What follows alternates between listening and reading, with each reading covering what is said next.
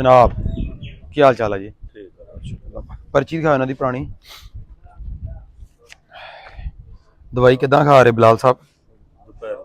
दोपहर नूं खा रहे हो? पसीना वगैरह लै रहे हो? किन्ना क पसीना आ रहा? कपड़े भेज जाते सारे अच्छी तरह? ठीक हो गया। किन्ने दिन दवाई खाधी साड़ी तकरीबन? 4 हफ्ते यानी 1 महीना हो गया। जी 4 हफ्ते दवाई खाधी उस दौरान तबीयत दसो। सोई लथ गई आ? चलो होर की चाहिए फिर। ठीक है कोई नहीं, चलो सारा ही माशाल्लाह ठीक हो जाएगा। आ ही तो मेन काम आ जेड़ा कपड़े सगों खुले हो गए हले भी भलवान तू चंगा वा, कोई खाली टेंशन ना लै। अच्छा ठीक हो पूछ भी सकते हो, कॉल भी कर सकते हो।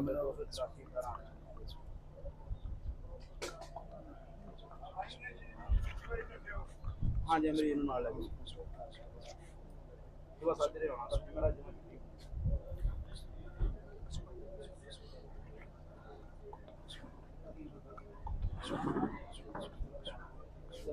माशाल्लाह बेहतरी आ रही है। ਤੁਸੀਂ ਇਹਨਾਂ ਦੇ ਕੋਲ ਹੁੰਦੇ ਹੋ ਜੀ ਜੀ, ਤੁਹਾਨੂੰ ਕੀ ਲੱਗਦਾ ਮਰੀਜ਼ ਨੂੰ बेहतरी आ रही है?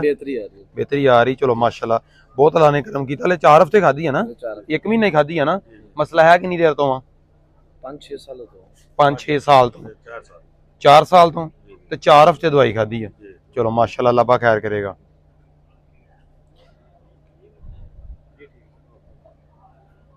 परहेज मुकम्मल भलवान वो ना भी जिन्ना मैं हल्का करा उन्ना फिर खाई जावे।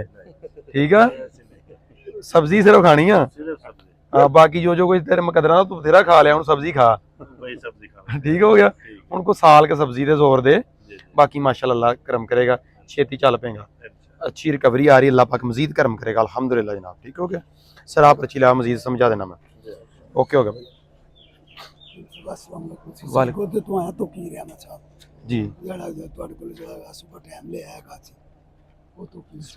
टोकन नंबर किन्ना जनाब दा? 70 नंबर टोकन नंबर आ। बजुर्गो टोकन तुहाडा आएगा तो मैं बाहर आके चेक कर लांगा, कोई मसला नहीं। टोकन नहीं अगे पिछे होना, ओदी माजरत आ। बाकी जेड़ी खिदमत को हाजिर मैं ताबेदार। सारे भैन भरा इको जी, एक टोकन भी अगे पिछे खरीदा फ्री रखन दा बाबा जी मकसद ही है, सारे भैन भरा इको जे आ। ठीक हो गया हाँ जी, नंबर होंदा मैं चेक कर लेना। ठीक है।